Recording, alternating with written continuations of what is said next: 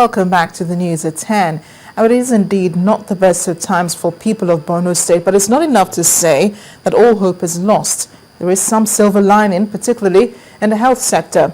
The Borno State Commissioner for Health, Dr. Salma Kolo, says that HIV and AIDS prevalence in the state has dropped from 4.5% to 2.6%. According to Dr. Kolo, the drop is noticed from 2011 to date, adding that it was due to aggressive sensitization campaign across the state.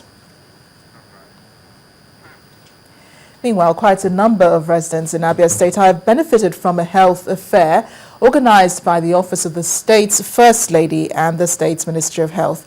The public awareness program is designed to provide basic preventive medicine and screening for indigents.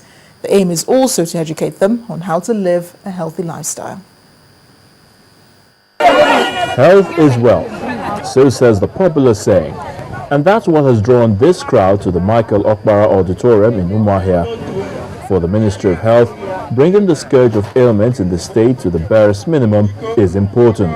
This is the reason why we have put together this program, because of the increasing number of Nigerians, including youths, who are suffering from or dying of HIV and AIDS, high blood pressure, diabetes, cancer, kidney disease, heart disease, stroke, and complications of pregnancy and childbirth. With these ailments prevailing, and health fair like this offers counseling on some non-communicable diseases as well. This will help achieve optimal good health conditions. Furthermore, think positively, live a healthy life, and condition yourselves into eating more of fruits, vegetables, and exercise always. Those present were freely tested and drugs were also distributed. It's not the first time.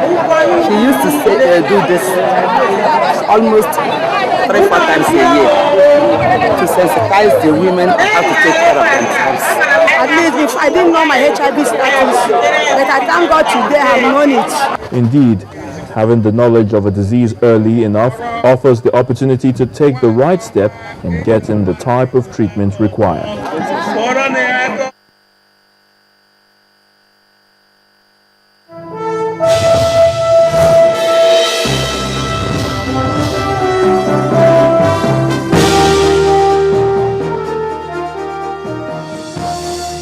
Turn our attention now to business news. Here's Adeshawa Josh. Well, thank you, Amarachi. The Vice President, Namadi Sambo, has reaffirmed government's commitment towards creating an enabling environment that would encourage private sector investment into the power sector. In a press release signed by the head public communications at the Bureau of Public Enterprise, Chigbo Anichebe, the Vice President, who is also the chairman of the National Council on Privatization, says that the challenges facing the electricity sector in Nigeria were enormous.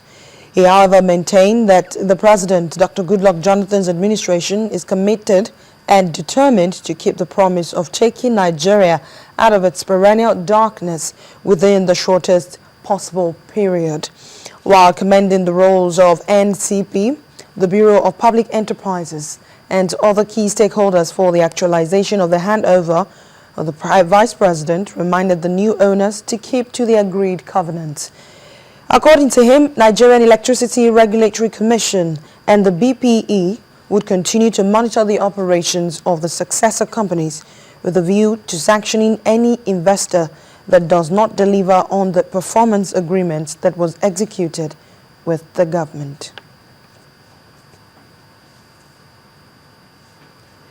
Now, some of the financial markets are beginning to get back their grip after the initial shock that followed the announcement of the suspension of the CBN Governor, Malam Namido Sanusi.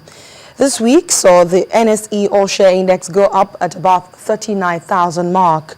Even though volatility continued at the foreign exchange market, most analysts believe stability will come with time. Our business correspondent Chimeze Obiwagu reports. Thursday, February the 20th, wasn't business as usual for most financial markets dealers. News of the suspension of the CBN governor caused vibrations in all the segments of the market. There were issues of financial recklessness and unprofessional conduct.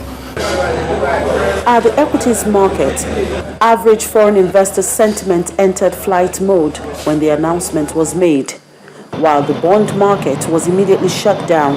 It's a good development that the market is beginning to be sensitive to economic, political occurrences, which means that it is gradually beginning to be integrated into the economic system. Otherwise, before, the Nigerian stock market has always behaved anomalously. When things like this happen, you find virtually no reaction. At the foreign exchange market, prior to the announcement in the morning of February the 20th, the Naira had been trading at around 163 to the dollar, but the announcement saw a spike to 169 Naira per dollar before trading was suspended. Any efficient market actually thrives on information flow. And so when you have an information that may not be in the best interest of the market, then you are expected to have this kind of reaction. When markets reopened on Friday, the Naira recovered to around 166 Naira per dollar. Let me seize this opportunity to therefore reassure all our stakeholders once again that the bank has no immediate plans to devalue the currency. Despite those assurances and intervention by the CBN, the week has seen the Naira remain under pressure, with the foreign reserve down to below the psychological resistance level of $41 billion. If once this consistency in terms of policy direction and then in terms of the kind of information from the monetary authorities as well as the government, once it's becoming a little more predictable, as to the direction that the Nigerian economy will go, then obviously that will help to further stabilize the FX market. While the forex market remains volatile, the equity market appears to be experiencing some calmness. The all-share index, which opened the week at above 38,000 points, closed higher at above the 39,000 mark. The bond market yields were also broadly stable. So, some of the markets could be said to be on the verge of recovering fully from what could be described as the shock of the century. But most economic watchers believe that understanding the economic policy orientation of the incoming CBN Governor Godwin Emefiele could help in stabilizing the markets faster. Chimezie Obiwagu, Channels Television News. Staying with the money market, yields on the Treasury bills are expected to rise next week as the central bank tightens liquidity to boost the Naira. But bond yields might drop on renewed buying from local pension funds. The local currency has been under pressure since the suspension of the CBN Governor Lamido Sanusi last week as offshore investors offload their Nigerian debt and equities. Yields on OMO bills have gone up also to around 13.1% from 12% as the regulator increased the Treasury bill sales to mop up liquidity from the market. Now the yields on the 7-year bond fell to 13.89%, down 86 basis points from a week ago. The 3-year bond also dropped from 13.9% to 13.83%. And that's business news this hour. The news at 10 continues in just a moment.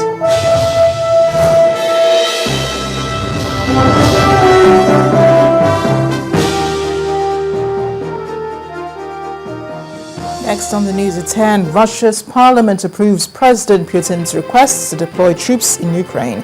That's coming up in a moment. Just stay with us.